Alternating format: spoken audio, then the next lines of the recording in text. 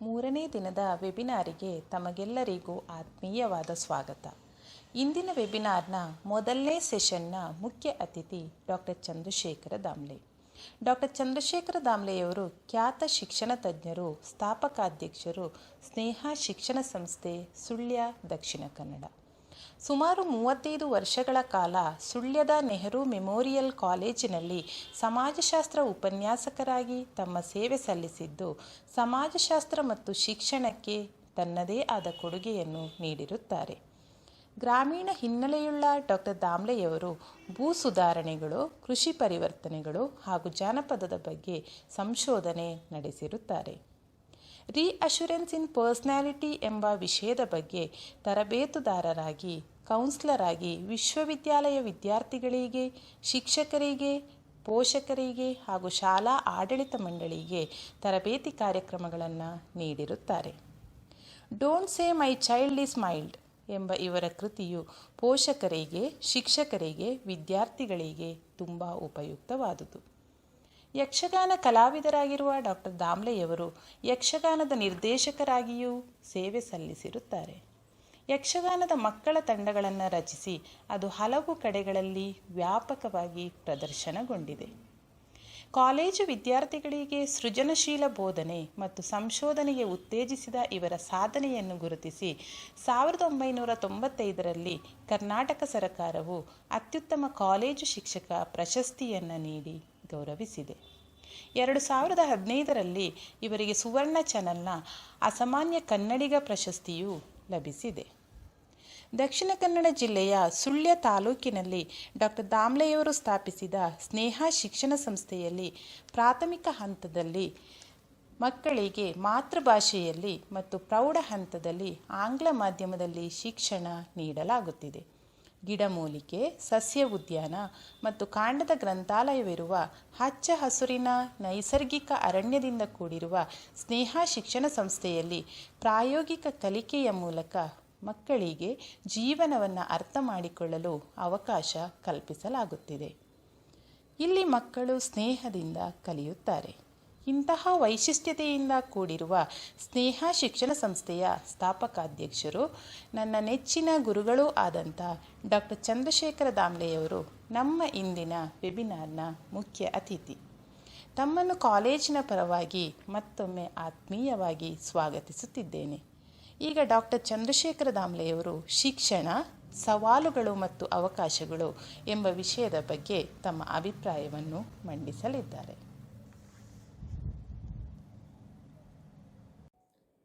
ಎಲ್ಲರಿಗೂ ನಮಸ್ಕಾರ.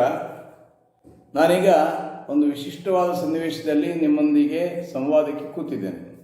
ಅಂದರೆ ನನ್ನ ಎದುರು ಯಾವ ಆಡಿಯನ್ಸು ಇಲ್ಲ.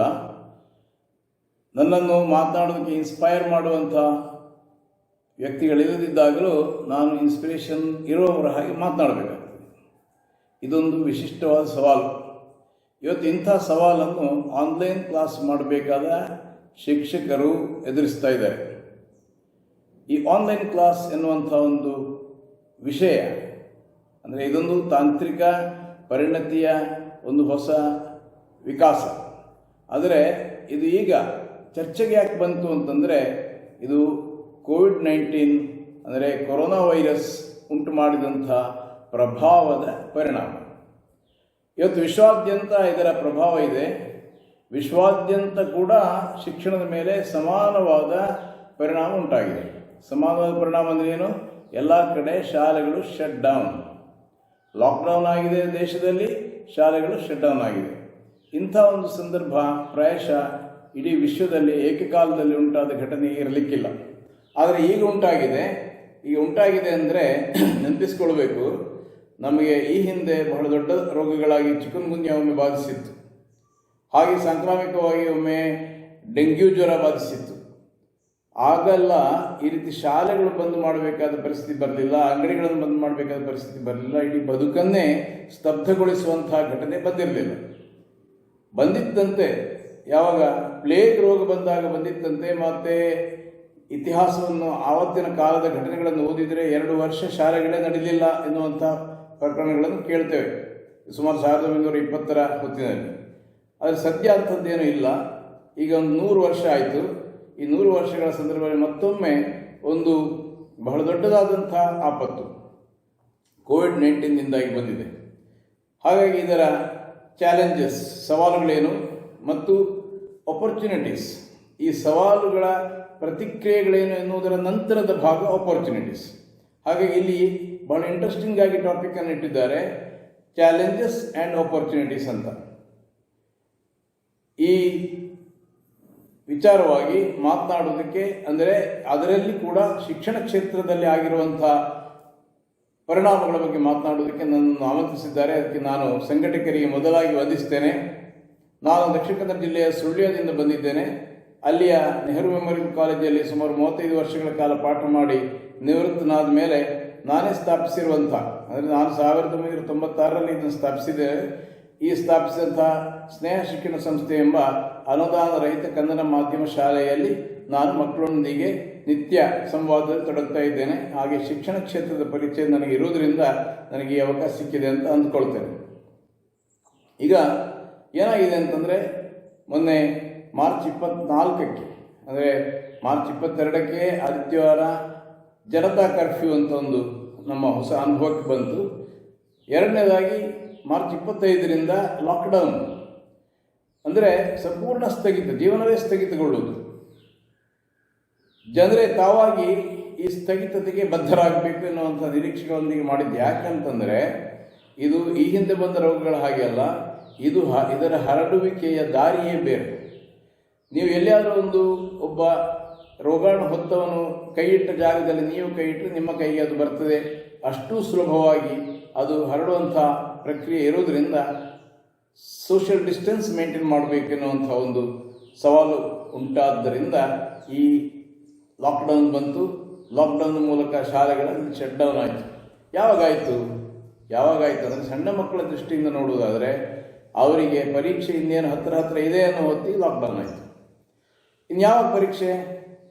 ಈ ವೈರಸ್ನ ಬಾಧೆ ಕಮ್ಮಿ ಆದ ಮೇಲೆ. ಆದರೆ ಬಹಳ ಬೇಗ ಕಮ್ಮಿ ಆಗಲೇ ಇಲ್ಲ, ಅದು ಹೆಚ್ಚುತ್ತಾ ಹೋಯಿತು. ಬೇರೆ ಬೇರೆ ರೀತಿಯಲ್ಲಿ ಅದು ಹೆಚ್ಚುತ್ತಾ ಹೋಯಿತು ಎನ್ನುವುದನ್ನು ನೀವೆಲ್ಲ ಟಿ ವಿಗಳಲ್ಲಿ ಅಥವಾ ಬೇರೆ ಕಂಡವರಿದ್ದೀರಿ. ಹಾಗೆ ಹೆಚ್ಚುತ್ತಾ ಹೋದ ಕಾರಣ ಮತ್ತೇನು ಪರಿಹಾರ ಮಕ್ಕಳಿಗೆ ಅಂತಂದರೆ, ಅವರ ಹಿಂದಿನ ಪರೀಕ್ಷೆಗಳಲ್ಲಿ ತೆಗೆದ ಮಾರ್ಕ್ಗಳ ಆಧಾರದ ಮೇಲೆ ಪ್ರಮೋಷನ್ ಕೊಡೋದು. ಹಾಗೆ ಒಂದು ದೊಡ್ಡ ಪರೀಕ್ಷೆ ಇಲ್ಲದೆ ಮಕ್ಕಳು ಮುಂದಿನ ತರಗತಿ ಹೋಗುವ ಒಂದು ಪ್ರಕ್ರಿಯೆ ಆಯಿತು. ಆಮೇಲೆ ಈ ಕೆಲವು ಹೊಸ ಶಾಲೆಗಳಲ್ಲಿ, ಅಂದರೆ ಆಧುನಿಕ ಇಂಗ್ಲೀಷ್ ಮೀಡಿಯಂ ಶಾಲೆಗಳಲ್ಲಿ ಅಸೈನ್ಮೆಂಟ್ ಕೊಡುವುದೊಂದು ಕ್ರಮ ಇದೆ. ಅದು ಸಹ ತಪ್ಪಿ ಹೋಯಿತು, ಬೇಜಾರಾಗಲಿಲ್ಲ ಮಕ್ಕಳಿಗೆ. ಆಮೇಲೆ ಜೂನ್ವರೆಗೆ ಸಿಕ್ಕಿತು ಅವಕಾಶ. ಈಗ ಜೂನ್ ಆರಂಭವಾಗಿ ಶಾಲೆಗಳು ಶುರು ಆಗಲಿಲ್ಲ. ಪೇರೆಂಟ್ಸಿಗೆ ಈ ಮಕ್ಕಳ ಲೈಫ್ ಏನಾಗ್ತದಪ್ಪ, 1 ವರ್ಷ ಹೋಗ್ತದೆ ಎನ್ನುವಂಥ ಚಿಂತೆ ಶುರುವಾಗಿದೆ. ಈ ಲಾಕ್ಡೌನ್ ಸಮಯದಲ್ಲಿ ಒಂದು ದೊಡ್ಡ ಮುಖ್ಯವಾದಂಥ ಪರಿಣಾಮ ಅಂದರೆ, ಈ ಶಿಕ್ಷಣದ ವ್ಯವಸ್ಥೆಗೆ ಒಳಪಟ್ಟಂಥ ಮಕ್ಕಳು ಮನೆಯಲ್ಲಿರೋದು. ಅಂದರೆ ಸಣ್ಣ ಮಕ್ಕಳು ಮತ್ತು ದೊಡ್ಡ ಮಕ್ಕಳು ಕೂಡ, ಕಾಲೇಜ್ವರೆಗೆ ಹೋಗುವ ಮಕ್ಕಳು ಕೂಡ ಮನೆಯಲ್ಲೇ ಇರೋದು.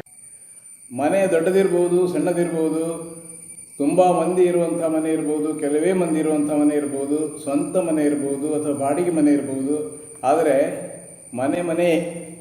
ಮನೆಯಲ್ಲಿ ಸಿಕ್ಕುವ ಅನುಭವಗಳೇ ಬೇರೆ, ಅಲ್ಲಿರುವ ಕಲಿಕೆಗಳೇ ಬೇರೆ, ಅಲ್ಲಿ ವ್ಯಕ್ತಿತ್ವದ ನಿರ್ಮಾಣದ ಸ್ವರೂಪವೇ ಬೇರೆ. ಹಾಗಾಗಿ ಇಲ್ಲಿ ಇವತ್ತು ನಾವು ಚರ್ಚೆಗೆ ತೆಗೆದುಕೊಳ್ಬೇಕಾದ ವಿಷಯಗಳು ಅಂದರೆ ಚಾಲೆಂಜಸ್ ಆ್ಯಂಡ್ ಆಪರ್ಚುನಿಟೀಸ್ ಎಂಬುದು ಶಿಕ್ಷಣಕ್ಕೆ ಸಂಬಂಧಪಟ್ಟು.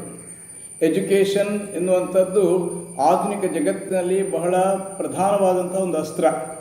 ಯಾವುದೇ ದೇಶ ತನ್ನ ಪ್ರಗತಿ ಸಾಧಿಸಬೇಕಿದ್ರೆ ದೇಶದ ಎಲ್ಲ ಜನರಿಗೆ ಸಂಪೂರ್ಣ ಸಾಕ್ಷರತೆಯೊಂದಿಗೆ ಶಿಕ್ಷಣದ ಮೂಲಕ ಸಾಧ್ಯವಿರುವ ಎಲ್ಲ ಅವಕಾಶಗಳನ್ನು ತೆರೆದಿಡಬೇಕು.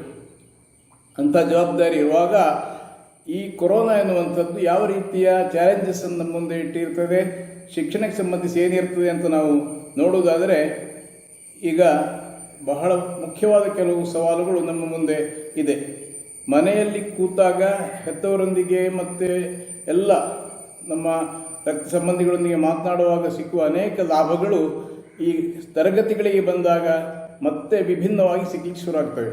ಹಾಗಾಗಿ ಶಿಕ್ಷಣ ಯಾವ ರೀತಿಯ ಸಂಸ್ಥೆಗಳನ್ನು ಸ್ಥಾಪಿಸಿಕೊಂಡು ಬೆಳೆದಿದೆ ಎನ್ನುವುದನ್ನು ನೋಡಿಕೊಳ್ತಾ ಈ ಸವಾಲುಗಳ ಬಗ್ಗೆ ನಾವು ಚರ್ಚಿಸಬೇಕಾಗಿದೆ. ಈ ಚಾಲೆಂಜಸ್ ಆ್ಯಂಡ್ ರೆಸ್ಪಾನ್ಸ್ ಎನ್ನುವಂಥ ಒಂದು ಥಿಯರಿ ಬಹಳ ಹಿಂದೆ ಅಲ್ವಿನ್ ಟಾಫ್ಲರ್ ಎನ್ನುವಂಥ ಒಬ್ಬ ಇಂಗ್ಲೆಂಡಿನ ಇತಿಹಾಸಕಾರ, ಬಿಗ್ ಹಿಸ್ಟೋರಿಯನ್, ವರ್ಲ್ಡ್ ಹಿಸ್ಟ್ರಿ ಎನ್ನುವಂಥ ಪುಸ್ತಕ ರಚಿಸಿ ಅದರಲ್ಲಿ how civilizations emerge, grow, then finally decay and die ಅಂತ ಹೇಳುವ ವಿಷಯದಲ್ಲಿ ಸಿದ್ಧಾಂತಗಳನ್ನು ಬರೆದಿದ್ದಾನೆ. ಆದರೆ ಆ ಸಿದ್ಧಾಂತಗಳು ಪ್ರತಿಪಾದಿಸಿರುವಂಥ ವಿಷಯದ ಆ ದಾರಿಯೇ ಬೇರೆ, ಇವತ್ತು ನಾವು ಚರ್ಚಿಸಬೇಕಾದ ದಾರಿಯೇ ಬೇರೆ. ಆದರೆ ಇಲ್ಲಿ ಕೂಡ ರೆಸ್ಪಾನ್ಸ್ ಎನ್ನುವುದು ಮುಖ್ಯ. ಕೋವಿಡ್ ಬಹಳ ಮುಖ್ಯವಾದ ಸವಾಲುಗಳನ್ನು ಶಿಕ್ಷಣಕ್ಕೆ ಸಂಬಂಧಿಸಿದಂತೆ ಮನೆಗೆ ಸಂಬಂಧಿಸಿದ ಸವಾಲುಗಳನ್ನು ಹುಟ್ಟುಹಾಕಿದೆ, ಸಮಾಜಕ್ಕೆ ಸಂಬಂಧಿಸಿದ ಸವಾಲುಗಳನ್ನು ಹುಟ್ಟುಹಾಕಿದೆ, ಆಮೇಲೆ ಮ್ಯಾನೇಜ್ಮೆಂಟ್ಗಳಿಗೆ ಕೆಲವು ಸವಾಲುಗಳನ್ನು ಹುಟ್ಟುಹಾಕಿದೆ, ಅದೇ ರೀತಿ ಗವರ್ಮೆಂಟಿಗೆ ಕೂಡ ಸವಾಲುಗಳನ್ನು ಹುಟ್ಟುಹಾಕಿದೆ, ಇನ್ನು ಇಂಟರ್ನ್ಯಾಷನಲ್ ಎಜುಕೇಷನ್ ಮೇಲೆ ಸಹ ಸವಾಲುಗಳನ್ನು ಹುಟ್ಟುಹಾಕಿದೆ. ಹಾಗಾಗಿ ಈಗ ನಾವು ನೋಡುವುದಾದರೆ ಈ ಮನೆಗೆ ಸಂಬಂಧಿಸಿದಂದರೆ there is a very close relationship between school and home. ನಾವು ಗೊತ್ತಿದೆ ಮನೆಯ ಮೊದಲ ಪಾಠಶಾಲೆ ಅಂತ, ಆದರೆ ಸ್ಕೂಲಿನ ಸಿಗ್ನಿಫಿಕೆನ್ಸ್ ಎನ್ನುವುದು ಮನೆಯಲ್ಲಿ ಹೇಗೆ ಕಂಟಿನ್ಯೂ ಆಗ್ತದೆ ಎನ್ನುವುದು ಕೂಡ ಬಹಳ ಮುಖ್ಯವಾದ ಒಂದು ವಿಷಯ. ಹಾಗಾಗಿ ಈ ಹೋಮ್ವರ್ಕ್ ಎನ್ನುವುದಕ್ಕೆ ಪ್ರಾಧಾನ್ಯತೆ ಇರುವಂಥದ್ದು. ಈ ಹೋಮ್ವರ್ಕ್ನ ಮೂಲಕ ಮಕ್ಕಳು ಶಾಲೆಯಲ್ಲಿ ಏನು ಕಲಿತಿದ್ದಾರೆ ಎನ್ನುವುದರ ಪರಿಚಯ ಎತ್ತವರಿಗೆ ಆಗ್ತದೆ, ಮತ್ತು ಮಕ್ಕಳ ಬೆಳವಣಿಗೆಯಲ್ಲಿ ಯಾವ ರೀತಿಯ ಪೂರಕ ಅಂಶಗಳನ್ನು ಮನೆಯಿಂದ ಕೊಡಿಸಬೇಕು ಅನ್ನೋದು ಕೂಡ ಅರ್ಥ ಆಗ್ತದೆ. ಆ ದೃಷ್ಟಿಯಿಂದ ನೋಡಿದರೆ ಈಗ ಶಾಲೆಗೆ ಹೋಗಲಿಕ್ಕಿಲ್ಲ, ಮಕ್ಕಳು ಮನೆಯಲ್ಲೇ ಇದ್ದಾರೆ, ಶಾಲೆ ಇದ್ದಲ್ಲೇ ಇದೆ, ಚಟುವಟಿಕೆಗಳನ್ನು ಹೇಗೆ ನಡೆಸುವುದು ಎನ್ನುವುದಕ್ಕೆ ಒಂದು ಉಪಾಯವಾಗಿ ಆಧುನಿಕ ತಂತ್ರಜ್ಞಾನವನ್ನು ಬಳಸಿ ಈ ಆನ್ಲೈನ್ ಕ್ಲಾಸ್ ಎನ್ನುವಂಥದ್ದನ್ನು ಆರಂಭಿಸಿದರು. ಈ ಆನ್ಲೈನ್ ಕ್ಲಾಸ್ ಎನ್ನುವುದಕ್ಕೂ ಕ್ಲಾಸ್ ಎನ್ನುವುದಕ್ಕೂ ಬಹಳ ವ್ಯತ್ಯಾಸ ಇದೆ. ಒಂದು ಕ್ಲಾಸ್ನಲ್ಲಿ ಮಕ್ಕಳು ತುಂಬ ಕೂತಿರ್ತೀರಿ, ನಿಮ್ಮನ್ನು ಒಬ್ಬೊಬ್ಬರನ್ನು ನೋಡ್ತಾ ಪಾಠ ಮಾಡುವವನಿಗೆ ನಿಮ್ಮ ಪ್ರತಿಕ್ರಿಯೆಗಳ ಮೂಲಕ ನೀವು ಹೇಗೆ ಅರ್ಥ ಮಾಡ್ಕೊಂಡಿದ್ದೀರಿ, ಎಷ್ಟು ಅರ್ಥ ಮಾಡ್ಕೊಂಡಿದ್ದೀರಿ, ಗಮನ ಕೊಡ್ತಾ ಇದ್ದೀರಾ ಇಲ್ವೋ, ಅಥವಾ ನಿಮಗೆ ಪ್ರತ್ಯೇಕವಾಗಿ ಹೇಳಬೇಕು ಎನ್ನುವ ಎಲ್ಲ ವಿಷಯಗಳು ಶಿಕ್ಷಕನಿಗೆ ಗೊತ್ತಾಗ್ತವೆ. ಆದರೆ ಆನ್ಲೈನ್ ಎಜುಕೇಷನ್ನಲ್ಲಿ ಅದಕ್ಕೆ ಅವಕಾಶಗಳಿಲ್ಲ. ಯಾಕೆಂದರೆ ಶಿಕ್ಷಕರು ಒಂದು ಕಡೆ ಕೂತಿರ್ತಾರೆ, ನಾನು ಇವತ್ತು ಭಾಷಣ ಮಾಡ್ತಾ ಇರುವ ಹಾಗೆ, ವಿದ್ಯಾರ್ಥಿಗಳು ಅವರವ್ರ ಮನೆಯಲ್ಲಿ ಕೂತಿರ್ತೀರ, ನಿಮ್ಮ ಅರ್ಥ ಮಾಡಿಕೊಂಡಂಥ ಆ ಪ್ರಯತ್ನ ಎಷ್ಟು ಇದೆ ಎನ್ನುವುದು ಶಿಕ್ಷಕರಿಗೆ ಗೊತ್ತಾಗೋದಿಲ್ಲ. ನಿಮಗೇನಾದರೂ ಪ್ರಶ್ನೆಗಳನ್ನು ಕೇಳಬೇಕಿದ್ದರೆ ನಿಮಗೆ ಇಮ್ಮಿಡಿಯೇಟಾಗಿ ಅಲ್ಲಿ ನಿಮ್ಮ ಆ ಕಡೆ ಈ ಕಡೆ ನಿಮ್ಮ ಪೀರ್ಸ್ ಇರುವುದಿಲ್ಲ, ಅವರೇನು ಪ್ರಶ್ನೆ ಕೇಳ್ತಾ ಇದ್ದಾರೆ ನಿಮಗೆ ಗೊತ್ತಾಗೋದಿಲ್ಲ. ಈ ಥರದ ಒಂದು ಲಿಂಕ್ ಇಲ್ಲದಂಥ ಪರಿಸ್ಥಿತಿ ಈ ಆನ್ಲೈನ್ ಎಜುಕೇಷನ್ನಲ್ಲಿ ಇದೆ. ಟೆಕ್ನಾಲಜಿ ಬೇಕಾಗ್ತದೆ ಎನ್ನುವಂಥ ಒಂದು ಅವಶ್ಯಕತೆ ಪ್ರಧಾನ ಸವಾಲಾದರೆ, ಆ ಸವಾಲನ್ನು ಮೀರಿದ್ರೂ ಕೂಡ ಈ ಕ್ಲಾಸ್ ರೂಮ್ ಎನ್ವಿರಾನ್ಮೆಂಟ್ ಎನ್ನುವಂಥದ್ದು ಬಹಳ ಅವಶ್ಯಕತೆಯ ವಿಷಯ. ಹಾಗಾಗಿ ಈ ಆನ್ಲೈನ್ ಎಜುಕೇಷನ್ನಲ್ಲಿರೋ ಮುಖ್ಯವಾದ ಡಿಫೆಕ್ಟ್ಗಳೇನು ಅಂದರೆ, ಸಮ್ಮುಖ ಶಿಕ್ಷಣ ಇಲ್ಲ, ಗುರು ಶಿಷ್ಯ ಅಥವಾ ವಿದ್ಯಾರ್ಥಿ ಶಿಕ್ಷಕ ಎನ್ನುವರ ಆ ಒಂದು ಸಹಜ ಸಮ್ಮುಖ ಶಿಕ್ಷಣ ಇಲ್ಲ. ಎರಡನೇದಾಗಿ ಈ ಬಡತನದಿಂದಾಗಿ ಅಥವಾ ನಾವು ಇಂಗ್ಲೀಷ್ ಮೀಡಿಯಂ ಶಾಲೆಗೆ ಅಂತ ಮಕ್ಕಳನ್ನು ಕಳಿಸಿದರೂ ಕೂಡ ಎಲ್ಲರೂ ಸಮಾನ ಶ್ರೀಮಂತರಲ್ಲ. ಕೆಲವರು ಸಾಲ ಮಾಡಿ ಕಳಿಸುವವರಿದ್ದಾರೆ, ಕೆಲವರು ಊಟ ಬಿಟ್ಟು ಕಳಿಸುವವರಿದ್ದಾರೆ. ಅವರಿಗೆಲ್ಲ ಈ ಆನ್ಲೈನ್ ಶಿಕ್ಷಣ ಅಂದರೆ ಅದನ್ನು ಬೇಕಾದ ಇಂಟರ್ನೆಟ್ ವ್ಯವಸ್ಥೆ ಕೂಡ ಮಾಡಲಿಕ್ಕೆ ಸಾಧ್ಯ ಇರುವುದಿಲ್ಲ. ಈ ಇಂಟರ್ನೆಟ್ ವ್ಯವಸ್ಥೆ ಅನ್ನೋದ್ರ ಬಗ್ಗೆ ಒಂದು ಸಣ್ಣ ಸಮಸ್ಯೆಯ ಒಂದು ಉದಾಹರಣೆಯನ್ನು ಹೇಳ್ತೇನೆ. ನನ್ನ ಪರಿಚಯದವರೊಬ್ಬರು ಬೆಂಗಳೂರಿನಲ್ಲಿ ಹೇಳಿದರು, ಇಂಟರ್ನೆಟ್ ವಿಷಯಕ್ಕೆ ನಮ್ಮ ಮನೆಯಲ್ಲಿ ಜಗಳ ಆಗ್ತಾ ಉಂಟು ಅಂತ. ನಾವಿರೋದು 3 ಜನ, ನಮ್ಮ 3 ಜನರಿಗೂ ಇಂಟರ್ನೆಟ್ ಬೇಕು, ಯಾರೊಬ್ಬರು ಆನ್ ಮಾಡಿದರೂ ಅಲ್ಲಿ ಇಂಟರ್ನೆಟ್ ಪವರ್ ಕಮ್ಮಿ ಆಗ್ತದೆ, ಹಾಗಾಗಿ ಜಗಳ ಆಗ್ತದೆ ಅಂತ. ಹಾಗಾಗಿ ಇಂಥ ಸಮಸ್ಯೆಗಳು ಮನೆಗಳಲ್ಲಿ ಬರ್ತವೆ. ಈ ಆನ್ಲೈನ್ ಶಿಕ್ಷಣಕ್ಕೆ ಇಂಟರ್ನೆಟ್ನ ಸಮಸ್ಯೆ ಒಂದಾದರೆ, ಇನ್ನೊಂದು ಬಹಳ ಪ್ರಧಾನವಾದ ಸಮಸ್ಯೆ ಡ್ರಾಪ್ಔಟ್ ರೇಟ್. ಅಂದರೆ ಆನ್ಲೈನ್ ಪಾಠ ಮಾಡ್ತಿದ್ದಾಗ ಎಷ್ಟು ಜನ ವಿದ್ಯಾರ್ಥಿಗಳು ಹೇಗೆ ಸ್ಪಂದಿಸ್ತಾರೆ ಅಂತ ಗೊತ್ತಿಲ್ಲದಿರೋದು ಒಂದು, ಎಷ್ಟು ಜನ ವಿದ್ಯಾರ್ಥಿಗಳು ಅಲ್ಲಿ ಆಬ್ಸೆಂಟ್ ಆಗ್ತಾರೆ ಅನ್ನೋದು ಗೊತ್ತಾಗೋದಿಲ್ಲ. ಕ್ಲಾಸ್ ಆನ್ ಮಾಡಿಟ್ಟಿರ್ತಾರೆ, ಅಲ್ಲಿ ಕೂತಿದ್ದಾರೆ ಇಲ್ಲವೋ ಅನ್ನೋದು ಸಹ ಗೊತ್ತಾಗದಿರುವಂಥ ಟೆಕ್ನಾಲಜಿಕಲ್ ಲೆವೆಲ್ ಕೂಡ ಇದೆ. ಇಂಥದ್ದನ್ನೆಲ್ಲ ಅಳವಡಿಸಿಕೊಂಡು ಆನ್ಲೈನ್ ಕ್ಲಾಸ್ ಮಾಡಿ ಪ್ರಯೋಜನ ಇಲ್ಲ. ಇನ್ನು ಆನ್ಲೈನ್ ಕ್ಲಾಸ್ ಎನ್ನುವಂಥದ್ದು ಒಂದು ಸಂಪೂರ್ಣವಾಗಿ ತಿರಸ್ಕರಿಸಬೇಕಾದ್ದಲ್ಲ. ಅದು ಹೈಯರ್ ಎಜುಕೇಷನ್ನಲ್ಲಿ ಇದು ಆರಂಭವಾಗಿರುವುದೇ ಇಂಜಿನಿಯರಿಂಗ್ ಕಾಲೇಜುಗಳಲ್ಲಿ. ಈಗ ಈ ಕೋವಿಡ್ನ ಸಮಸ್ಯೆ ಬಂದ ತಕ್ಷಣ ಇಂಜಿನಿಯರಿಂಗ್ ಕಾಲೇಜುಗಳಲ್ಲಿ ಏನಾಯ್ತಂದರೆ, ಅವರಿದ್ದು ಇನ್ನು ಪಾಠ ಪ್ರವಚನಗಳು ನಡೀತಾ ಇತ್ತು, ಅವರೊಂದು ಉಪಾಯ ಕಂಡುಹಿಡ್ಕೊಂಡ್ರು, ಆನ್ಲೈನ್ ಕ್ಲಾಸ್ ಮಾಡೋಣ ಅಂತ. ಆ ಆನ್ಲೈನ್ ಕ್ಲಾಸ್ ಮಾಡೋದ್ರ ಮೂಲಕ ಅವರು ಸಿಲೆಬಸ್ ಕಂಪ್ಲೀಟ್ ಮಾಡಿದರು, ಮಕ್ಕಳಿಗೆ ಎಕ್ಸಾಮಿನೇಷನ್ಗೆ ಬೇಕಾದ ಅವಶ್ಯಕ ಸಾಮಗ್ರಿಗಳನ್ನು ಕೊಟ್ಟರು ಮತ್ತು ಅವರನ್ನು ಎಕ್ಸಾಮಿನೇಷನ್ಗೆ ಪ್ರಿಪೇರ್ ಮಾಡಿದರು. ಆದರೆ ಅದನ್ನೇ ಸಣ್ಣ ಮಕ್ಕಳ ಲೆವೆಲಿಗೆ ತಂದಾಗ ಬಹಳ ದೊಡ್ಡದಾದಂತಹ ಸಮಸ್ಯೆಗಳಾಗ್ತವೆ. ತಾಯಿ ತಂದೆ ಹತ್ತಿರ ಕೂತ್ಕೊಳ್ಬೇಕಾಗ್ತದೆ. ಮಕ್ಕಳ ಕೈಗೆ ಗ್ಯಾಜೆಟ್ಸ್ ಅಂದರೆ ಮೊಬೈಲ್ ಅಥವಾ ಈ ಕಂಪ್ಯೂಟರ್, ಲ್ಯಾಪ್ಟಾಪ್ನಂಥ ಕಂಪ್ಯೂಟರ್ ಕೊಡಬೇಕಾಗ್ತದೆ. ಹಾಗಾಗಿ ಮಕ್ಕಳ ಜೊತೆ ಇಲ್ಲದಿದ್ದರೆ ಮಕ್ಕಳು ಹೇಗೆ ಉಪಯೋಗಿಸ್ತಾರೆ ಅಂತಲೂ ಗೊತ್ತಾಗೋದಿಲ್ಲ. ಈ ವಿಭಿನ್ನ ರೀತಿಯ ಉಪಯೋಗಗಳಿಗೆ ಮಕ್ಕಳು ಮನಸ್ಸು ಮಾಡಿದರೆ ಆಗ ಅಲ್ಲಿ ಪಾಠಕ್ಕಿಂತ ಹೆಚ್ಚು ಬೇಡದ್ದನ್ನು ಕಲಿಯೋದಾಗ್ತದೆ. ಅದೇ ಒಂದು ಡ್ರಾಪ್ಔಟ್ನ ಒಂದು ಸ್ಯಾಂಪಲ್. ಇನ್ನೊಂದು ಮುಖ್ಯವಾದ ಇದರ ಸಮಸ್ಯೆ ಅಂದರೆ ಅಥೆಂಟಿಕೇಶನ್ ಆಫ್ ದ ಕಂಟೆಂಟ್. ಏನು ಪಾಠ ಮಾಡ್ತಾರೆ ಅಂದರೆ ನಾವಿಲ್ಲಿ ಗಮನಿಸಬೇಕಾದ್ದು, ಸರ್ಕಾರ ಸಿಲೆಬಸ್ ಮಾಡಿದೆ, ಸರ್ಕಾರ ಒಂದು ಪಾಠಪಟ್ಟಿಯನ್ನು ರೂಪಿಸಿದೆ, ಸರ್ಕಾರ ಇನ್ಸ್ಪೆಕ್ಷನ್ಗಳನ್ನು ಮಾಡ್ತದೆ, ಎಲ್ಲವನ್ನು ಹೌದು. ಆದರೆ ಈ ಮುಖ್ಯವಾದ ಸಮಸ್ಯೆ ಏನಂದರೆ ಈ ಅನುದಾನ ರಹಿತ ಖಾಸಗಿ ಶಾಲೆಗಳು CBSE ICSE ಅಂತೆಲ್ಲ ಹೇಳ್ತಾ ತಮ್ಮದೇ ಆದ ಸಿಲೆಬಸ್ಸನ್ನು ಅಥವಾ ಟೆಕ್ಸ್ಟ್ ಪುಸ್ತಕಗಳನ್ನು ಇಂಟ್ರೊಡ್ಯೂಸ್ ಮಾಡ್ತಾರೆ. ಆ ಟೆಕ್ಸ್ಟ್ ಪುಸ್ತಕಗಳ ಕ್ವಾಲಿಟಿ ಎಷ್ಟು, ಅದರಲ್ಲಿರುವ ಕಂಟೆಂಟ್ ಏನು, ಅಥವಾ ಅದು ನಮ್ಮ ದೇಶದ ಸಾರ್ವಭೌಮತೆಗಾಗಲಿ ನಮ್ಮ ದೇಶದ ಧರ್ಮ ಸಮನ್ವಯತೆಗಾಗಲಿ ಇದಕ್ಕೆಲ್ಲ ಪೂರಕವಾಗಿದೆಯಾ ಅಂತ ಅದರ ಮೇಲೆ ಒಂದು ಚೆಕಿಂಗ್ ಪಾಯಿಂಟ್ ಇಲ್ಲ, ಚೆಕ್ ಪಾಯಿಂಟ್ಸ್ಗಳಿಲ್ಲ. ಹಾಗಾಗಿ ಕಂಟೆಂಟ್, ಅಥೆಂಟಿಕ್ ಕಂಟೆಂಟ್ ಕಲಿಸಲಾಗ್ತದೆ ಇಲ್ವೋ ಎನ್ನುವುದು ಸಹ ಒಂದು ನೋಡಬೇಕಾದ ವಿಷಯ. ಇನ್ನು ಆನ್ಲೈನ್ ಕ್ಲಾಸ್ಗಳ ಮೂಲಕ ಎಕ್ಸಾಮಿನೇಷನ್ ಮಾಡಲಿಕ್ಕೆ ಸಾಧ್ಯ ಇಲ್ಲ. ಅಂದರೆ ಸಾಧ್ಯ ಇದೆ ಅಂತ ಹೇಳ್ತಾರೆ ಕೆಲವರು, ಆದರೆ ವಾಸ್ತವಿಕವಾಗಿ ನೋಡಿದರೆ ಎಕ್ಸಾಮಿನೇಷನ್ಗೆ ನೀವು ಕ್ವಶನ್ ಪೇಪರ್ ಕೊಡ್ಬೋದು. ಮಕ್ಕಳು ಕ್ವಶನಿಗೆ ಆನ್ಸರ್ ನೋಡಿ ಬರೀತಾರ, ನೋಡದೆ ಬರೀತಾರ, ಎಷ್ಟೊತ್ತಿಗೆ ಬರೀತಾರೆ ಯಾವುದು ನಿಮ್ಗೆ ಗೊತ್ತಾಗೋದಿಲ್ಲ. ಒಂದು ಎಕ್ಸಾಮಿನೇಷನ್ ಅಂದರೆ ಅದು at a time in all places for the same question paper ಆಗಬೇಕು. ಆದರೆ ಆ ಕ್ವಶನ್ ಪೇಪರ್ ನೀವು ಕೊಟ್ಟಾದ ಮೇಲೆ ಮಕ್ಕಳು ಬರೆದದ್ದನ್ನು ನೀವು ಅವರು ನಿಮಗೆ ವಾಪಸ್ ಕಳಿಸಬೇಕು. ಇಂಥ ಸಂದರ್ಭದಲ್ಲಿ ನಮಗೆ ಎಕ್ಸಾಮಿನೇಷನ್ನ ಒಂದು ಪ್ರಾಪರ್ ಒಂದು ಕ್ವಾಲಿಟಿ ಅಂತಿದೆಯಲ್ಲ, ಕ್ವಾಲಿಟಿ ಆಫ್ ಎಕ್ಸಾಮಿನೇಷನ್, ಅದು ಕೂಡ ಇಡಕ್ಕೆ ಸಾಧ್ಯ ಆಗೋದಿಲ್ಲ. ಇನ್ನು ನಾನು ಕಂಡುಕೊಂಡ ಬಹಳ ಮುಖ್ಯವಾದ ಒಂದು ಸಮಸ್ಯೆ ಆನ್ಲೈನ್ ಕ್ಲಾಸ್ಗಳಿದ್ದು ಅಂತಂದರೆ, ಈ ನಮ್ಮ ಸಮಾಜದಲ್ಲಿ ಸಾಕಷ್ಟು ಸ್ತರ ವಿನ್ಯಾಸ ಇದೆ. What we call class differences. There are rich class people, middle class people and poor class people, broadly speaking. But even among the rich, there are three classes: rich, richer, and rich middle class, and rich poor class. And middle rich class, middle class, and middle poor class. Poor ನಲ್ಲಿ ಅದೇ ರೀತಿ ಇದೆ. Poor upper class, poor middle class, and poor class. ಇಷ್ಟು ವ್ಯತ್ಯಾಸಗಳಿರುವಾಗ ಮಕ್ಕಳಿಗೆ ವಿಭಿನ್ನ ರೀತಿಯ ಸೌಲಭ್ಯಗಳನ್ನು ಕೊಡುವ ಸಾಮರ್ಥ್ಯಗಳು ಪೇರೆಂಟ್ಸ್ಗಳಲ್ಲಿರುವಾಗ ಈ ಆನ್ಲೈನ್ ಕ್ಲಾಸ್ ಎನ್ನುವಂಥದ್ದನ್ನು ತೆಗೆದುಕೊಳ್ಳಿಕ್ಕೆ ಸಾಧ್ಯ ಆಗುವುದು ರಿಚ್ ಕ್ಲಾಸ್ನವರಿಗೆ ಮಾತ್ರ. ಮಿಡ್ಲ್ ಕ್ಲಾಸ್ನವರು ಪ್ರಯತ್ನ ಮಾಡ್ತಾರೆ, ಇನ್ವೆಸ್ಟ್ ಮಾಡ್ತಾರೆ, ಆಮೇಲೆ ಸಾಕಷ್ಟು ಇದ್ದ ಹಣವನ್ನು ಅದಕ್ಕೆ ಮುಗಿಸ್ತಾ ಇರಬೇಕಾದ್ರೆ. ಆದರೆ ಪುವರ್ ಕ್ಲಾಸ್ನವರಿಂದ ಆಗೋದಿಲ್ಲ. ನಮ್ಮ ರಾಜ್ಯದಲ್ಲಿ ಸಾಕಷ್ಟು ಮಂದಿ ಬಡ ವಿದ್ಯಾರ್ಥಿಗಳು ಕಲಿಯೋದು ಸರ್ಕಾರಿ ಶಾಲೆಗಳಲ್ಲಿ. ಇವತ್ತೀಗ ಸರ್ಕಾರ ಒಂದು ತಜ್ಞರ ಸಮಿತಿ ನೇಮಕ ಮಾಡಿ ಆ ತಜ್ಞರ ಸಮಿತಿ ಆನ್ಲೈನ್ ಶಿಕ್ಷಣವನ್ನು ಕೊಡ್ಬೋದು, ಆನ್ಲೈನ್ ಶಿಕ್ಷಣ ಕೊಡಬೇಕಾದ್ದು ಅಂತೆಲ್ಲ ಹೇಳ್ತಾ ಬೇರೆ ಬೇರೆ ನಿಯಮಗಳನ್ನು ಮಾಡಿದ್ದಾರೆ. ಆದರೆ ಅದು ಯಾವ ರೀತಿಯಲ್ಲಿ ತಜ್ಞರ ಸಮಿತಿ ಅಂತ ಅರ್ಥ ಆಗೋದಿಲ್ಲ. ಅವರು ಕೊಟ್ಟ ರೆಕಮೆಂಡೇಷನ್ಗಳನ್ನೆಲ್ಲ ನೋಡಿದರೆ ಒಂದಕ್ಕೊಂದು ವಿರೋಧಾಭಾಸ ಇದೆ ಅದರಲ್ಲಿ. ಅಂಥ ರೆಕಮೆಂಡೇಷನ್ಗಳನ್ನು ಸರ್ಕಾರ ನಾವು ಇದನ್ನು ಪರಿಶೀಲಿಸಿ ಅನುಷ್ಠಾನಿಸೋ ಬಗ್ಗೆ ಯೋಚನೆ ಮಾಡ್ತೇವೆ ಅಂತ ಹೇಳ್ತಾರೆ. ಆದರೆ ನನ್ನ ದೃಷ್ಟಿಯಲ್ಲಿ ಒಂದು ಆನ್ಲೈನ್ ಕ್ಲಾಸ್ ಎನ್ನುವಂಥದ್ದಕ್ಕೆ ಇರುವ ಮಿತಿಗಳು ಇದ್ದೇ ಇರ್ತವೆ. ಇಲ್ಲಿ ನಾನು ಕಾಣುವ ಬಹಳ ದೊಡ್ಡದಾದ ಮಿತಿ ಯಾವುದಂದರೆ ಒಂದು ಬಿಗ್ ಡಿವೈಡ್. ಒಂದು ಕಡೆ ಆನ್ಲೈನ್ ಕ್ಲಾಸ್ಗಳ ಮೂಲಕ ಪಾಠವನ್ನು ಕಲಿತು ನಿಗದಿತವಾಗಿ ಸಿಲೆಬಸ್ ಕವರ್ ಆಗಿದೆ ಅಂತ ಹೇಳ್ತಾ ಅವರಿಗೆ ಅಟೆಂಡೆನ್ಸ್ ಕೊಡ್ತಾ ಅವರದ್ದು ಈ ವರ್ಷ ಒಂದು ಕ್ಲಾಸ್ ಮುಗಿಯಿತು ಅಂತ ಹೇಳುವಂಥ ಒಂದು ತಂಡ, ಪಾಠವೇ ಆಗದೆ ಶಾಲೆಗೆ ಹೋಗದೆ ಅಥವಾ ಆನ್ಲೈನ್ ಕ್ಲಾಸ್ಗಳಿಗೆ ಭಾಗವಹಿಸದೆ ಕೂಡ ಇದ್ದು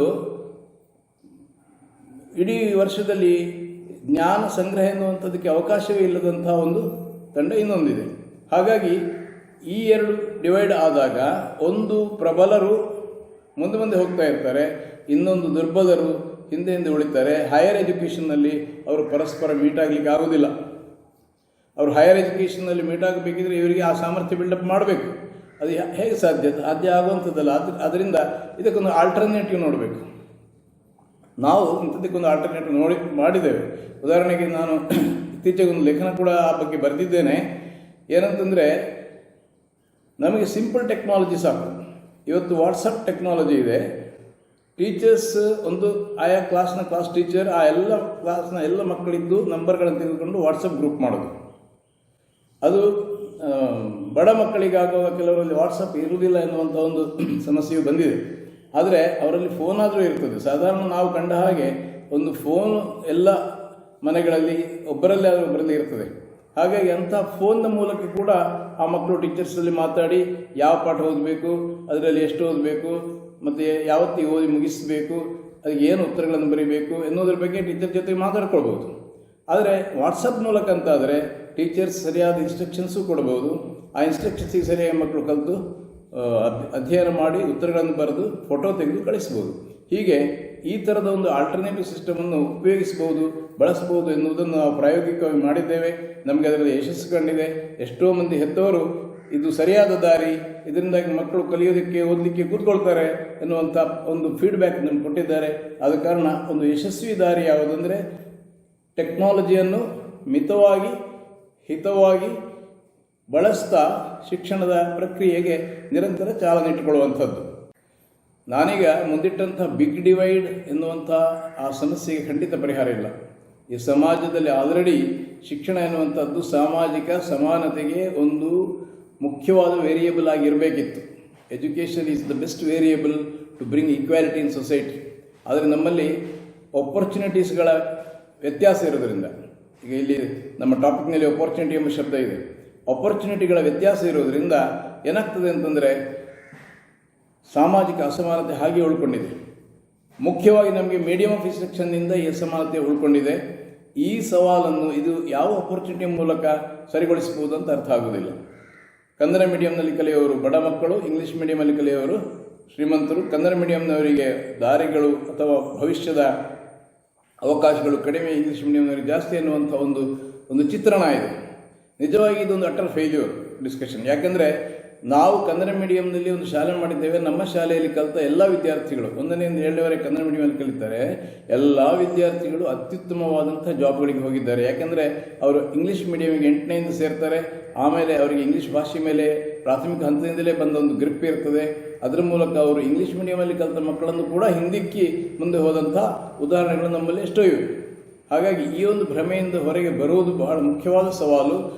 ಇದಕ್ಕೆ ಒಂದು ಅವಕಾಶ ಈಗ ಕೊರೋನಾ ಟೈಮ್ನಲ್ಲಿ ಮಾಡಿಕೊಂಡ್ರೆ ಬಹಳ ಒಳ್ಳೆಯದು. ಆದರೆ ನನಗೆ ವಿಚಿತ್ರ ಏನು ಕಾಣ್ತದೆ ಅಂದರೆ ಸರ್ಕಾರ ಕೂಡ ಈ ದಿಸೆಯಲ್ಲಿ ಮನಸ್ಸು ಮಾಡ್ತಾ ಇಲ್ಲ.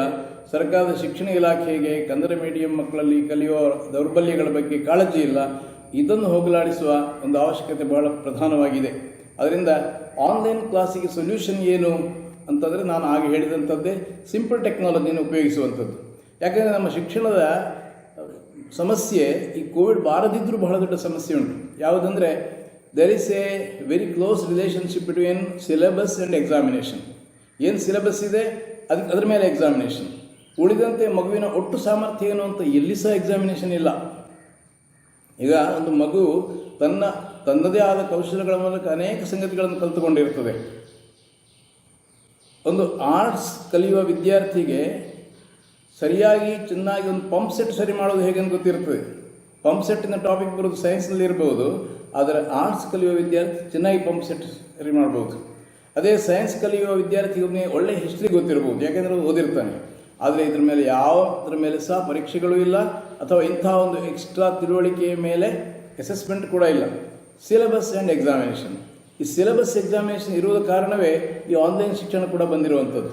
ಹಾಗಾಗಿ ನನ್ನ ಒಂದು ವ್ಯಾಖ್ಯಾನ ಏನಂತಂದರೆ, online classes is an ಇಲ್ಲೆಜಿಟಿಮೇಟ್ child of online classes is an ಇಲ್ಲೆಜಿಟಿಮೇಟ್ child of A love marriage between examination syllabus and examination. ಎಷ್ಟೋ ತಾಯಂದಿರು ನಾಳ್ದು ಪರೀಕ್ಷೆಗೆ ಸಿಲೆಬಸ್ ಎಷ್ಟು ಅಂತ ಕೇಳ್ತಾರೆ. ಮಗುವನ್ನು ನಾನು ತಯಾರು ಮಾಡ್ತೇನೆ ಅಂತ ಹೇಳ್ತಾರೆ. ಅಂದರೆ ಕಾನ್ಸೆಪ್ಟೇ ತಪ್ಪಾಗ್ತದೆ ಅಲ್ಲಿ. ಮಗುವನ್ನು ಪರೀಕ್ಷೆಗೆಲ್ಲ ತಯಾರು ಮಾಡೋದು, ಮಗುವಿನಗೆ ಜ್ಞಾನ ತುಂಬಿಸಿಟ್ಟಿರಬೇಕು. ಆದರೆ ಈ ಪರೀಕ್ಷೆಗೆ ತಯಾರು ಮಾಡುವ ಒಂದು ಟ್ರೆಂಡಿನಿಂದಾಗಿ ಶಿಕ್ಷಣದಲ್ಲಿ ಮೂಲಭೂತವಾಗಿ ಸಮಸ್ಯೆಗಳಿವೆ. ನಾನು ಇನ್ನೊಂದು ನಿಮಗೆ ಒಂದು ಉದಾಹರಣೆ ಹೇಳ್ತೇನೆ. ನಾನು ಕಾಲೇಜಲ್ಲಿ ಪಾಠ ಮಾಡ್ತಿದ್ದಾಗ ನನ್ನ ಧೋರಣೆ ಇದ್ದದ್ದು ವಿದ್ಯಾರ್ಥಿಗಳು ಪಾಠೇತರವಾಗಿ ದಿನಪತ್ರಿಕೆಗಳಿಂದ ಅಥವಾ ಇತರ ಮ್ಯಾಗಝಿನ್ಗಳಿಂದ ಸಾಕಷ್ಟು ಜ್ಞಾನವನ್ನು ಸಂಗ್ರಹಿಸಬೇಕು. ನಮ್ಮ ಸಬ್ಜೆಕ್ಟಿಗೆ ಪೂರಕವಾದ ಅನೇಕ ಮಾಹಿತಿಗಳು ಈ ಪತ್ರಿಕೆಗಳಲ್ಲಿ ಬರ್ತವೆ, ವಾರಪತ್ರಿಕೆಗಳಲ್ಲಿ ಬರ್ತವೆ. ಇಂಗ್ಲೀಷ್ ಪತ್ರಿಕೆಗಳನ್ನು ಓದೋದ್ರ ಮೂಲಕ ಇಂಗ್ಲೀಷ್ ಜ್ಞಾನವನ್ನು ಹೆಚ್ಚಿಸ್ಕೊಳ್ಬೋದು. ಅದಕ್ಕೆ ನಾವು ಪತ್ರಿಕೆ ಓದಬೇಕೆನ್ನುವುದು ಒಂದು ನಿರಂತರ ಒಂದು ಸಜೆಷನ್ ಇರ್ತಾ ಇತ್ತು. ಒಂದು ದಿವಸ ನಾನು ಸ್ಪಷ್ಟವಾಗಿ ಹೇಳಿದೆ, ನೋಡಿ ಇವತ್ತು ಇಂಥ ಪೇಪರ್ನಲ್ಲಿ ಇಂಥ ಪುಟದಲ್ಲಿ ಒಂದು ಒಳ್ಳೆಯ ಲೇಖನ ಬಂದಿದೆ, ಇದು ನಮ್ಮ ಸಮಾಜಶಾಸ್ತ್ರಕ್ಕೆ ಸಂಬಂಧಪಟ್ಟ ಲೇಖನ, ಇದರಲ್ಲಿ ನಿಮ್ಮ ಸಿಲೆಬಸ್ಸಿಗೆ ಪೂರಕವಾದಂಥ ಮಾಹಿತಿ ಕೂಡ ಇದೆ, ಇದನ್ನು ನೀವು ಓದ್ಕೊಂಡು ನಾಳೆ ಬರಬೇಕು ಅಂತ. ಎಲ್ಲ ವಿದ್ಯಾರ್ಥಿಗಳು ಎಸ್ ಸರ್ ಅಂತ ಒಪ್ಪಿದರು. ನನಗೂ ಖುಷಿ ಆಯಿತು, ನಾಳೆ ಓದ್ಕೊಂಡು ಬರ್ತಾರೆ ಅಂತ. ಮತ್ತು ಕ್ಲಾಸ್ ಬಿಟ್ಟು ಕೊನೆಗೆ ಹೊರಡುವಾಗ ಕೇಳಿದ್ರು, ನಾನು ಆಗ ಹೇಳಿದ್ದು ನೆನಪಿದೆಯಲ್ಲ ಅಂತ. ಏನು ಸರ್ ಅಂತ ಕೇಳಿದರು. ಏನಂದರೆ ನೀವು ಆರ್ಟಿಕಲ್ ಓದ್ಕೊಂಡು ಬರಬೇಕು ಹೇಳಿದ್ದೇನಲ್ಲ ಅಂತ. ಹಾಂ ಎಸ್ ಸರ್ ಓದ್ಕೊಂಡು ಬರ್ತೇವೆ ಹೇಳಿದರು. ಆಗ ಒಬ್ಬಳು ಹುಡುಗಿ ನಿಂತು ಕೇಳಿದಳು, ಸರ್ ಅದು ಪರೀಕ್ಷೆಗೆ ಉಂಟಾ ಅಂತ. ಅದು ಪರೀಕ್ಷೆಗೆ ಉಂಟಾ ಅಂತ ಅವಳು ಯಾಕೆ ಕೇಳಿದಳು? ಇದು ಭಾಳ ಮುಖ್ಯವಾದ ವಿಷಯ. ಯಾಕಂದರೆ ಪರೀಕ್ಷೆಗೆ ಇದ್ದರೆ ಓದ್ತೇನೆ, ಇಲ್ಲೇ ಇದ್ದರೆ ಅವಳು ನೋಡ್ತೇನೆ ಅಷ್ಟೇ. ಅಂದರೆ ಪರೀಕ್ಷೆಗೆ ಇರುವ ವಿಷಯಗಳ ಕಲಿಕೆ, ಈ ಥರದ ಒಂದು ಮನೋಧರ್ಮವೇ ಶಿಕ್ಷಣದಲ್ಲಿ ಮೂಲಭೂತವಾದ ಒಂದು ಇಶ್ಯೂ ಆಗಿದೆ. ಇದನ್ನು ನಾವು ಬದಲಾಯಿಸಲಿಕ್ಕೆ ಈ ಕೊರೋನಾದ ಸಂದರ್ಭದಲ್ಲಿ ಸಾಧ್ಯವೋ ಅಂತ ನಾವು ನೋಡಬೇಕಾಗ್ತದೆ. ಈಗ ಇದರ ಪೂರಕವಾಗಿ ಇನ್ನೊಂದು ವಿಷಯ ಏನಂದರೆ, ಶಿಕ್ಷಣ ಎನ್ನುವುದು ತಲೆಗೆ ಕೊಡಬೇಕಾದ ಮೈಗೆ ಕೊಡಬೇಕಾದ ಅಂತ. ಚರ್ಚೆಗಳ ಮೂಲಕ ಅಥವಾ ಸಾಮಾನ್ಯ ಜ್ಞಾನದ ಅಭಿವೃದ್ಧಿಯ ಮೂಲಕ, ತರಗತಿಗಳಲ್ಲಿ ಇರುವಂಥ ಡಿಬೇಟ್ ಇತ್ಯಾದಿ ಚಟುವಟಿಕೆಗಳ ಮೂಲಕ ಜ್ಞಾನವನ್ನು ಅರೆದು ಸಮೃದ್ಧಿಗೊಳಿಸ್ಕೊಳ್ಬೇಕು. ಆದರೆ ಇವತ್ತು ಹೇಗಿದೆ ಅಂದರೆ, ನನಗೆ ಒಬ್ಬರು ಈ ಬೆಂಗಳೂರಿನವರೇ ಒಬ್ಬರು ಉದಾಹರಣೆ ಹೇಳಿದರು. ಹೇಗಿದೆ ಪರಿಸ್ಥಿತಿ ಅಂತಂದರೆ, ಮಗು ಚೆನ್ನಾಗಿ ನೆಕ್ ಟೈ ಆಮೇಲೆ ಶೂಸ್ ಎಲ್ಲ ಹಾಕ್ಕೊಂಡು ಯೂನಿಫಾರ್ಮ್ ಹಾಕ್ಕೊಂಡು ನಡ್ಕೊಂಡು ಬರ್ತಾನೆ. ಅವನ ಹಿಂದೆ ಅವನ ಅಮ್ಮ ಬ್ಯಾಗ್ ಇಟ್ಕೊಂಡು ಬರ್ತಾಳೆ. ಹಾಗೆ ಬಸ್ ಹತ್ರ ಬಂದ ಮೇಲೆ ಆಕೆ ಬ್ಯಾಗನ್ನು ಬಸ್ನಲ್ಲಿರುವಂಥ ಜವಾನನಲ್ಲಿ ಕೊಡ್ತಾಳೆ. ಆ ಜವಾನ ಆ ಬ್ಯಾಗನ್ನು ಆ ಹುಡುಗನ ಜಾಗದಲ್ಲಿ ಕೊಂಡೋಗಿಡ್ತಾನೆ. ಅಂದರೆ ಆ ಜವಾನ ತುಂಬ ಬ್ಯಾಗ್ಗಳನ್ನು ಸಂಗ್ರಹಿಸ್ತಾನೆ, ಎಲ್ಲ ಹುಡುಗರ ಜಾಗದಲ್ಲಿ ಅವರವರು ಬ್ಯಾಗ್ ಕೊಂಡೋಗಿಡ್ತಾನೆ. ಈ ಹುಡುಗನಿಗೆ ಅಲ್ಲಿ ಬ್ಯಾಗ್ ರೆಡಿ ಇದೆ, ಕ್ಲಾಸಲ್ಲಿ ಅಟೆಂಡ್ ಮಾಡ್ತಾನೆ. ಆಮೇಲೆ ಅವನು ಬ್ಯಾಗಿಗೆ ಪುಸ್ತಕ ತುಂಬಿಸಿಟ್ಟಿರ್ತಾನೆ. ಜವಾನ ತಗೊಂಡು ಬರ್ತಾನೆ, ಬಸ್ಸಿಂದ ಇಳಿಯುವಾಗ ಅಮ್ಮನಲ್ಲಿ ಕೊಡ್ತಾನೆ, ಅಮ್ಮ ಹಟ್ಕೊಂಡು ಮನೆಗೆ ಹೋಗ್ತಾಳೆ. ಇದು ಯಾವ ರೀತಿಯ ಕನ್ವೀನಿಯನ್ಸ್, ಒಂದು ಮಗುವಿಗೆ ಯಾವ ರೀತಿಯ ಕನ್ವೀನಿಯನ್ಸ್ ನಾವು ಯೋಚಿಸಬೇಕು. ಅಂದರೆ ಒಬ್ಬ IAS ಆಫೀಸರಿಗೆ ಇರೋ ಕನ್ವೀನಿಯನ್ಸ್ ಇದು. ಮಗುವಿಗೆ ಸಾಕಷ್ಟು ಜ್ಞಾನ ಬೆಳೆಯದೇನೆ ಇಂಥ ಕನ್ವೀನಿಯನ್ಸ್ ಕೊಟ್ಟರೆ ಅದು ಏನು ಎಕ್ಸ್ಪೆಕ್ಟೇಷನ್ ಇಟ್ಕೊಳ್ಬೋದು? ಇಮ್ಯಾಜಿನ್ ಮಾಡಬೇಕು ನಾವು. ಇದನ್ನು ನಾನು ಹೇಳೋದು, ನಾವು ಶಿಕ್ಷಣವನ್ನು ಮೈಗೆ ಕೊಡ್ತಾ ಇದ್ದೇವೆ, ಯೂನಿಫಾರ್ಮಿಗೆ ಕೊಡ್ತಾ ಇದ್ದೇವೆ, ಹಾಕಿದಂಥ ಶೂಸಿಗೆ ಕೊಡ್ತಾ ಇದ್ದೇವೆ. ನನಗೊಂದು ಶಾಲೆಯ ಒಂದು ಉದಾಹರಣೆ ನೆನಪಿದೆ. ಶೂ ಹಾಕಲಿಲ್ಲ ಅನ್ನೋ ಕಾರಣಕ್ಕೆ ವಿದ್ಯಾರ್ಥಿಯನ್ನು ಕ್ಲಾಸಿಂದ ಹೊರಗೆ ಹಾಕಿದ್ದಾರೆ. ನನ್ನಲ್ಲಿ ಆ ವಿಷಯ ಬಂದಾಗ ಕೇಳಿದೆ, ಆ ಮಗು ಕಲಿಯೋದು ಕಾಲಿನಲ್ಲಿಯೇ ತಲೆಯಲ್ಲಿ ಅಂತ. ಅಂದರೆ ಅಲ್ಲಿವರೆಗೆ ನಮ್ಮಲ್ಲಿ ಆ ಮೆಂಟಾಲಿಟಿ ಏನಾಗಿದೆ ಅಂದರೆ ಒಂಥರ ಕಂಟ್ರೋಲ್ಡ್ ಆಗಿಬಿಟ್ಟಿದೆ. ಇದರಿಂದ ನಾವು ಹೊರಗೆ ಬರಬೇಕು. ಮುಕ್ತವಾದಂಥ ಜ್ಞಾನ, ಸಂವಾದದ ಮೂಲಕ ಜ್ಞಾನ, ಚರ್ಚೆಗಳ ಮೂಲಕ ಜ್ಞಾನ, ಅಥವಾ ಓದುವಿಕೆಯ ಮೂಲಕ. ಹಾಗಾಗಿ ಒಂದು ಜ್ಞಾನ ಅಂದರೆ ಹೆಚ್ಚು ಪ್ರಾಕ್ಟಿಕಲ್ ದೃಷ್ಟಿಯಿಂದ ನೋಡುವುದಾದರೆ ಒಂದು ಅವಲೋಕನದಿಂದ ಆರಂಭವಾಗ್ತದೆ. ಈ ಶಿಕ್ಷಣ ಎನ್ನುವಂಥದ್ದು ಒಂದು ಕಂಟ್ರೋಲ್ ಸ್ಥಿತಿಯಲ್ಲಿದೆ ಅಂತ ಹೇಳೋದರ ಮುಂದುವರಿಕೆಯಾಗಿ ನಾವು ಹೇಳೋದಾದರೆ, ಈ ಚಾಲೆಂಜಸ್ ಮ್ಯಾನೇಜ್ಮೆಂಟಿಗೆ ಬಹಳ. ಖಾಸಗಿ ಶಾಲೆಗಳನ್ನು ಅನುದಾನ ರಹಿತವಾಗಿ ಇಂಗ್ಲೀಷ್ ಮೀಡಿಯಂ ಶಾಲೆಗಳನ್ನು ಮಾಡಿದವರಿಗೆ ತಾವು ತೆಗೆದುಕೊಂಡ ಹಣಕ್ಕೆ ಏನು ಸರ್ವಿಸ್ ಕೊಟ್ಟಿದ್ದೇವೆ ಅಂದರೆ, ಇದು ಬೈಯಿಂಗ್ ಆ್ಯಂಡ್ ಸೆಲ್ಲಿಂಗ್ ಮೆಥಡ್, ಇದು ಪಕ್ಕಾ ಕಮರ್ಷಿಯಲಿಸಮ್. ಹಾಗಾಗಿ ಸೇವಾ ಮನೋಭಾವದಿಂದ ಮಾಡಬೇಕಾದ ಶಿಕ್ಷಣದ ಕ್ಷೇತ್ರದಲ್ಲಿ ಈ ಮೆಂಟ್ಯಾಲಿಟಿ ಬಂದುಬಿಟ್ರೆ, ಫೈನಾನ್ಷಿಯಲ್ ಮೆಂಟ್ಯಾಲಿಟಿ ಬಂದುಬಿಟ್ರೆ, ಆಗ ಈ ಥರದ ಆನ್ಲೈನ್ ಕ್ಲಾಸ್ಗಳ ಮೇಲೆ ಒತ್ತಡ ಬೀಳ್ತದೆ.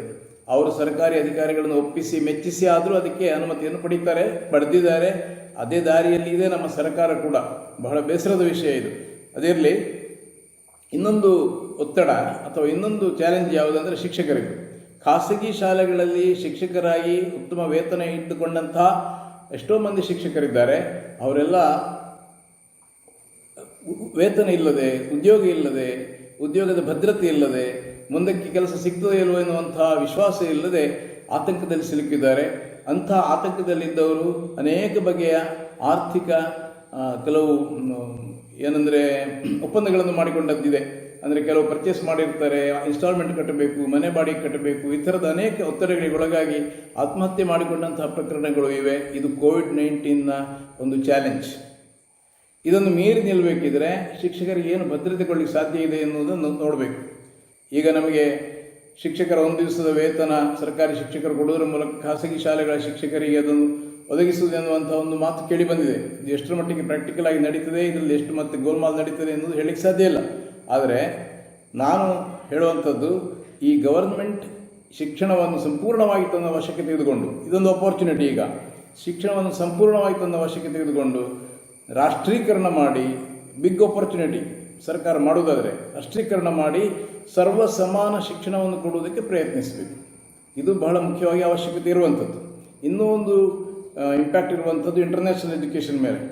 ನನಗೆ ಈ ಸಲ ಕೋವಿಡ್-19ನ ಇಂಪ್ಯಾಕ್ಟ್ನಿಂದ ಈ ವಾರ್ತೆಗಳನ್ನು ಓದುವಾಗ ಗೊತ್ತಾಯಿತು, ನಮ್ಮ ದೇಶದ ಎಷ್ಟೋ ವಿದ್ಯಾರ್ಥಿಗಳು ಮೆಡಿಕಲ್ ಎಜುಕೇಷನ್, ಇಂಜಿನಿಯರಿಂಗ್ ಎಜುಕೇಷನ್, ಈ ಥರದ MBA ಇಂಥ ಕೋರ್ಸ್ಗಳಿಗೆ ಅಫ್ಘಾನಿಸ್ತಾನದಂಥ ದೇಶಗಳಿಗೆ ಹೋಗಿದ್ದಾರೆ, ಏಷ್ಯಾದ ಅನೇಕ ದೇಶಗಳಿಗೆ ಹೋಗಿದ್ದಾರೆ, ಚೀನಾಕ್ಕೆ ಹೋಗಿದ್ದಾರೆ, ಅಮೆರಿಕಕ್ಕೆ ಹೋಗಿದ್ದಾರೆ, ಬೇರೆ ಬೇರೆ ದೇಶಗಳಿಗೆ ಹೋಗಿದ್ದಾರೆ, ಗಲ್ಫಿಗೆ ಹೋಗಿದ್ದಾರೆ. ಅವರೆಲ್ಲ ಲಕ್ಷಾಂತರ ಮಂದಿ ಭಾರತಕ್ಕೆ ಮತ್ತೆ ಕೋವಿಡ್ ಟೈಮ್ನಲ್ಲಿ ಬಂದಿದ್ದಾರೆ. ಈಗೇನು ಅವರ ಶಿಕ್ಷಣದ ಪರಿಸ್ಥಿತಿ, ಇನ್ನೇನು ಯಾವಾಗ ಹೋಗ್ತಾರೆ ಅವರು ಎಜುಕೇಷನ್ಗೆ, ಹೋಗ್ಲಿಕ್ಕೆ ಸಾಧ್ಯ ಇದೆಯಾ, ಯಾವಾಗ ಇದು ಕಡಿಮೆ ಆಗ್ತದೆ? ಹಾಗಾಗಿ ಇದೊಂದು ಬಹಳ ದೊಡ್ಡ ಸವಾಲು ನಮ್ಮ ಮುಂದೆ ಇದೆ.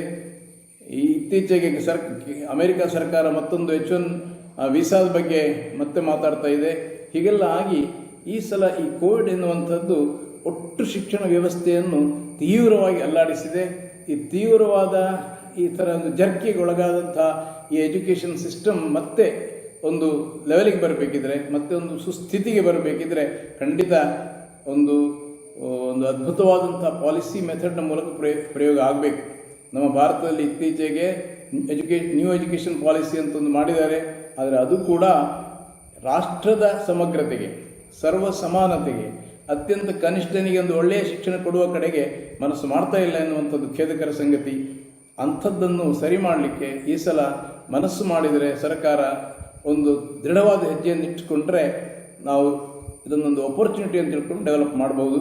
ಇಲ್ಲದೇ ಇದ್ದರೆ opportunity itself is a very big question, it is a very big question ಅಂತ ಹೇಳ್ತಾ, ನನಗೆ ಕೊಟ್ಟಂತಹ ಈ ಒಂದು ಅವಕಾಶಕ್ಕಾಗಿ ಎಲ್ಲರನ್ನು ವಂದಿಸ್ತಾ, ನಾನು ಹೇಳಿದ ಮಾತುಗಳಲ್ಲಿ ಯಾರಿಗಾದರೂ ಪ್ರಶ್ನೆಗಳಿದ್ದರೆ ಅಥವಾ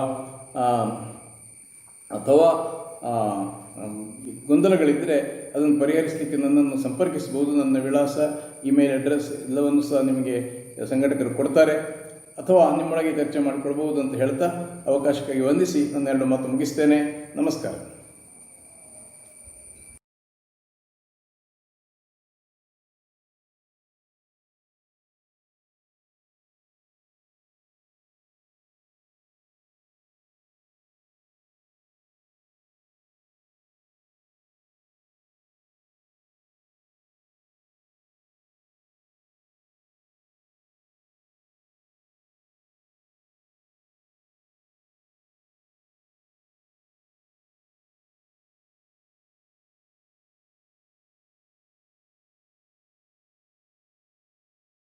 Good afternoon, everyone.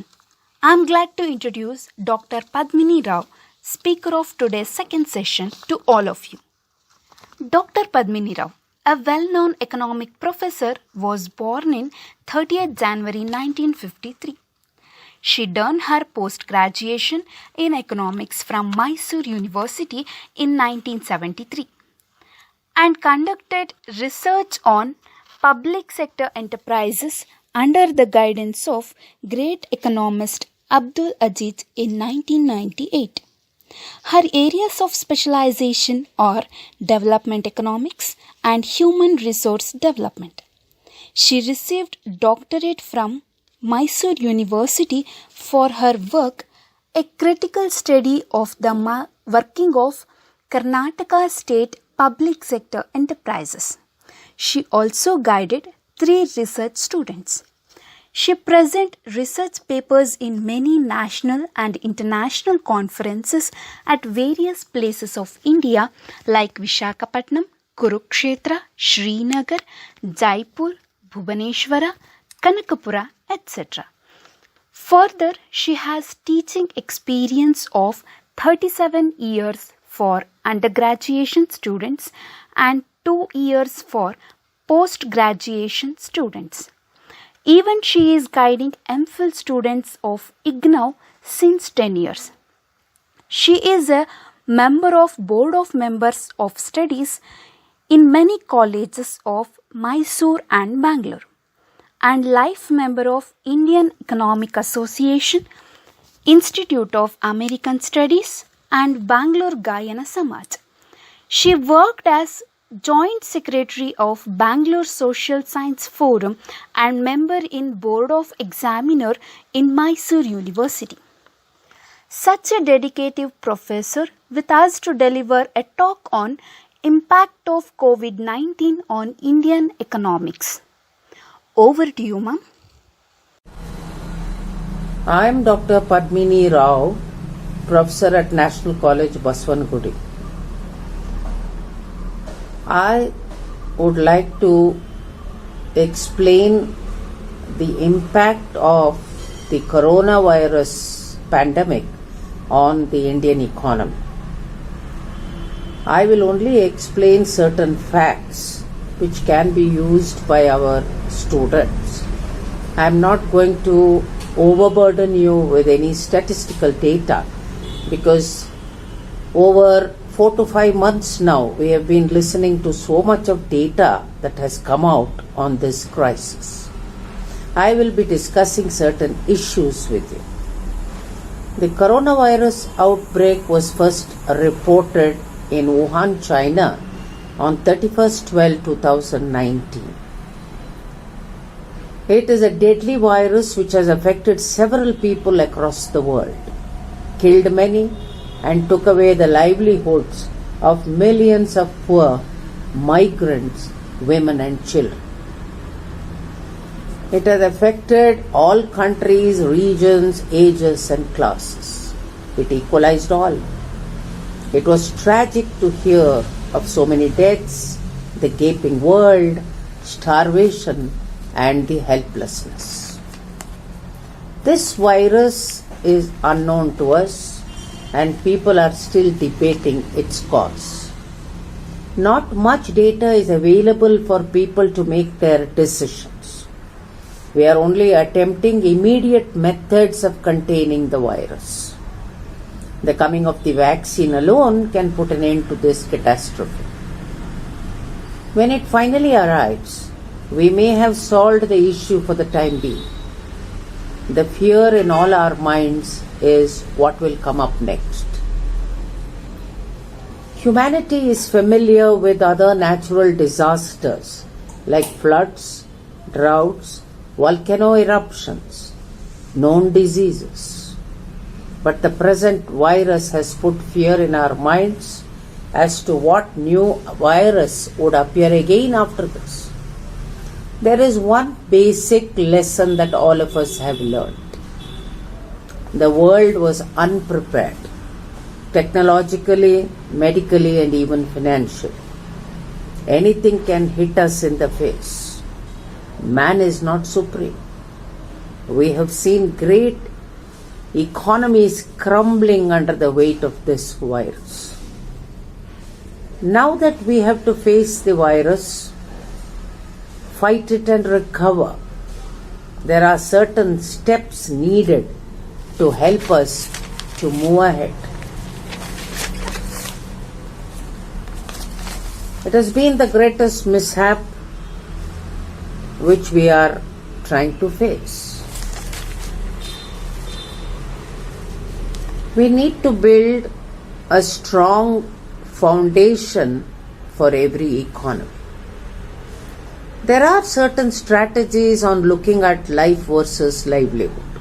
How do we proceed? I have thought over certain areas that need immediate correction in our economy. I have not touched upon each and every area, only those which I find very crucial at this stage. I am referring to the Indian economy in particular. Firstly, we need to manage the population growth. Even though urban population has come under control, we need to control population growth in rural areas. This will allow for mechanization in many rural activities, which will help raise agricultural productivity. Secondly, our social sector development is not yet satisfactory. We need to pay more attention to health, education, training, and awareness campaigns. The corona crisis has shown us that people will respond to new ideas. Our social sector has to be developed on more strong foundations. Rural health schemes, rural electrification, more hospitals, doctors, support staff have to be strengthened. The entire population needs to be covered by a comprehensive health insurance scheme like health cards, providing different levels of health covers according to need. The above two strategies are long term. They will help us to tackle future disasters of this kind. But what about the immediate short and medium term solutions? Let us look at some of them. There needs to be better coordination between the government, private sector, NGOs, charitable institutions, social and religious institutions to implement government programs effectively. Haphazard schemes should be avoided. Efficient governance system based on trust is the need of the hour. The public should act like a watchdog to see that all the programs reach them. There should also be an effective complaints management system to identify and punish corrupt practices. Nextly, on the political front, a strong leadership and government, open discussion and debate with all parties, and a united country alone can help us face difficulties. A country which is divided on any line cannot face issues. Nextly, media is already strong. Since a few decades, it is media which has acted as a watchdog. We need independent channels in all languages. People should get an opportunity to explain shortfalls and what government action will be needed. These are medium-term thoughts. Let us look at some issues that we need to attend to immediately. The migrant crisis was heartbreaking. They come all the way from their homes in search of livelihood. They built our towns and cities. What did we give back? They migrated back without complaining. The government should provide extensive employment opportunities in the rural economy, agriculture, agro-based, rural industries, rural infrastructure, etc. The migrants who will return again will be limited. In this way, we could reduce overcrowding in our cities. The cities can also mechanize. This will become inevitable because the transformation from unskilled to skilled labor will continue. Nextly, financial packages will help in the immediate future, but our financial system should be well supervised to avoid defaults. Loans, aids and other programs should be well targeted so that who should gain will gain. This applies to the MSME sector, which accounts for nearly 80% of our industry. Nextly, many persons, both experts and laymen, have made comments about imports. There are certain precautions needed here. India is in a stage of high growth trajectory, except for this temporary setback. Any emotional decision should be avoided. First, list all non-essential, luxury and competitive imports. Scale them down, irrespective of the country from where you are importing. List out the essentials that we can import from the same countries. So we are changing the composition only. Any retaliation from any country is not advisable at this stage because the economy has yet to become broad-based and strong. For example, from China, we import annually about $3.4 billion of imports, which are not highly dependent imports. Like our finance minister has commented about Ganesha idols being imported from China. So we need to list what we really need and what could be produced at home. Nextly, we need to strengthen our digital economy. All old and young should familiarize themselves with the use of all digital systems. All schools, colleges, organizations, government offices should impart basic digital skills. This helps when in the long run we need to cut down staff where digitization is possible. This is in view of reducing population in the coming decades. Nextly, businesses have been affected all round. The financial packages announced by the government may marginally support them, but they will take some time to resurrect themselves. With new opportunities being available to India, in the post-corona crisis years, businesses have to identify new areas for production, employment, and exports. Since all major economies of the world are resurrecting themselves, the Indian economy with its strong foundation should leap forward. By the end of this decade, the economy should have surged ahead as a top economy. In conclusion, I would like to comment that the crisis has revealed all our weaknesses. It has taught us the reality that there were many issues that we should have attended to. We should at least for the future invest heavily in universal health care, make arrangements to face natural calamities, prevent man-made disasters and so on. Then we would be standing on safe foundations. We may take at least 10 to 15 years to achieve this. Then we can take many risks in economic investments to forge ahead in agricultural and industrial production. We should never disturb the basic living standards of all persons in the country. This is what we should have done in the first 50 years of independent Indian development. If that was so, we would have faced the pandemic crisis much better and continue to take bold decisions in the financial and the economic sector. But my final word is, don't lose hope. Man is optimistic, courageous.